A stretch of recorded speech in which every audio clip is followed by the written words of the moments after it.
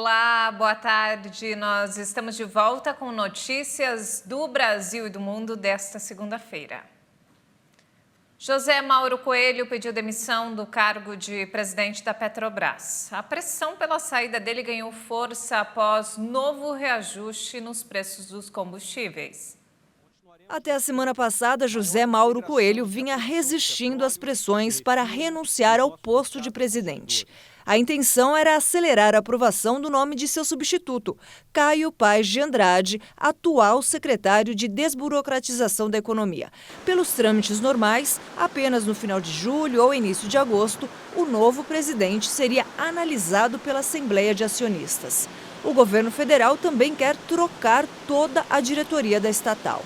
O Palácio do Planalto acredita que as pressões em Brasília para aprovar o projeto mudando a política de preços da estatal e a abertura de uma CPI acabaram fazendo com que José Mauro Coelho passasse a analisar a saída antecipada do cargo. Antes disso, o governo vinha buscando convencê-lo a deixar o posto. Coelho foi o terceiro a ocupar o posto na estatal durante o governo Bolsonaro, depois de Joaquim Silva e Luna e Roberto Castelo Branco. E mudando de assunto, o voto feminino é o que vai ter mais peso nas eleições desse ano. O Tribunal Superior Eleitoral traçou o perfil do eleitorado.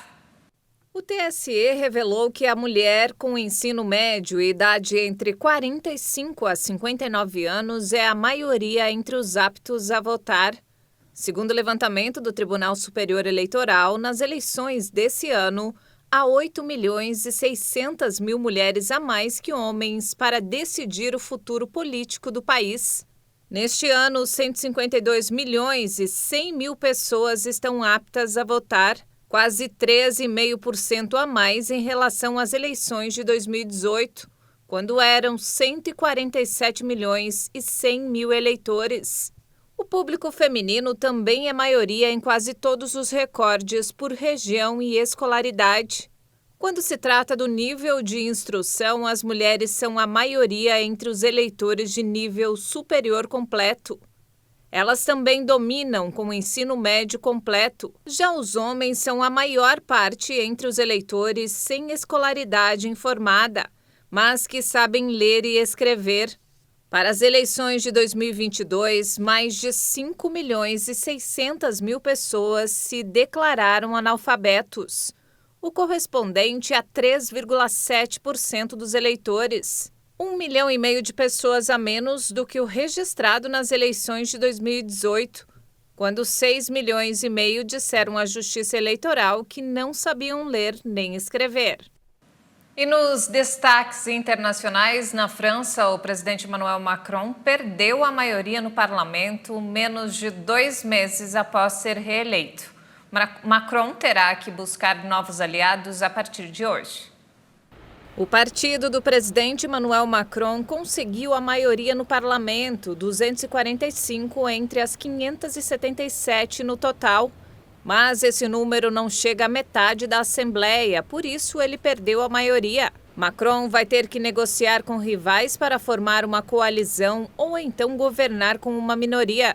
O presidente francês já pediu para a primeira-ministra começar as negociações com possíveis parceiros. Especialistas destacam que Macron vai ter muita dificuldade para governar, principalmente se houver uma aliança entre os partidos de oposição. Após um primeiro mandato marcado pelos protestos sociais contra sua política para as classes populares, a pandemia do coronavírus e os efeitos da guerra na Ucrânia, o segundo mandato se anuncia complicado para o presidente.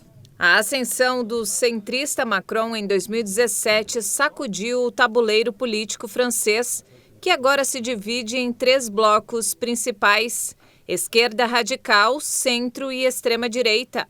Com isso, os partidos tradicionais de governo foram deixados de lado.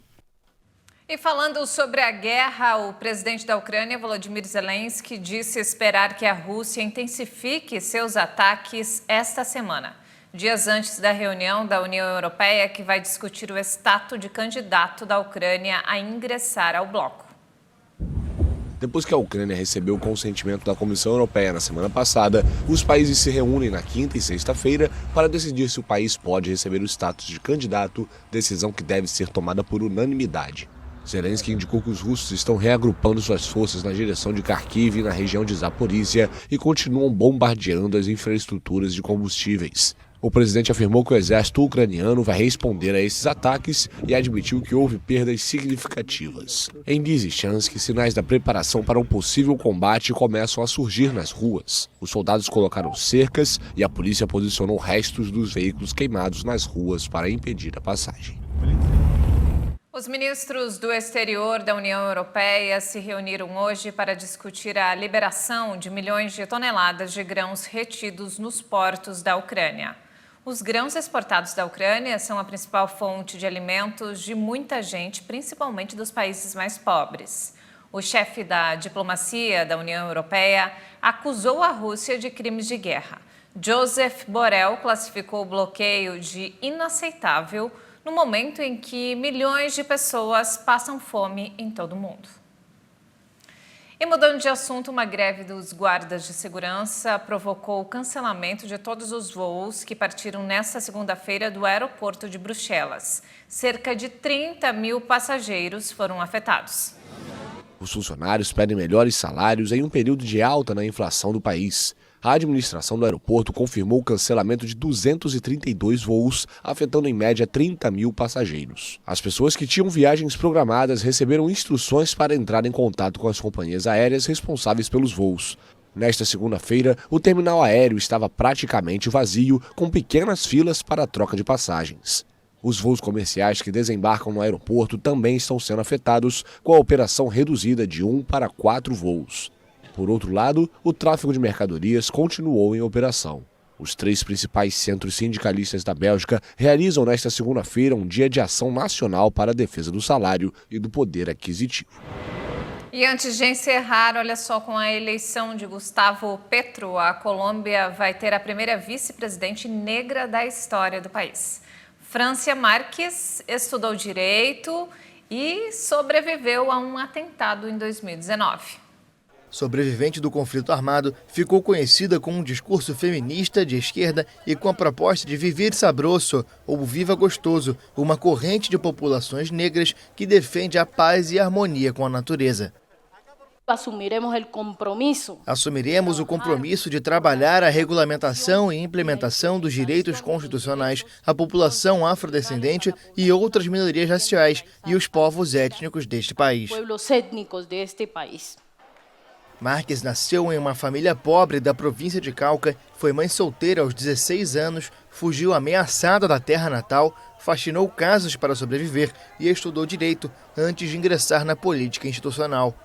Em 2019, sobreviveu a um atentado com granadas e tiros de fuzil executado por gente afetada pela defesa que Márquez fez da água diante do avanço da mineração em comunidades negras. Um ano antes, recebeu o Prêmio Goldman, conhecido como Nobel do Meio Ambiente, por defender a natureza em Cauca. Márquez vai substituir a conservadora Marta Lucía Ramírez, a primeira mulher a ocupar a vice-presidência do país. Ainda que 1 em cada 10 colombianos se reconheçam como negros, o número dos que chegam a cargos de poder é pequeno e a porcentagem é ainda menor no caso das mulheres. Hoje, o gabinete do governo conta só com uma mulher negra e 2 foram eleitas para um congresso de quase 300 membros. E essa edição fica por aqui. Mais informações ao longo da nossa programação. Obrigada pela companhia.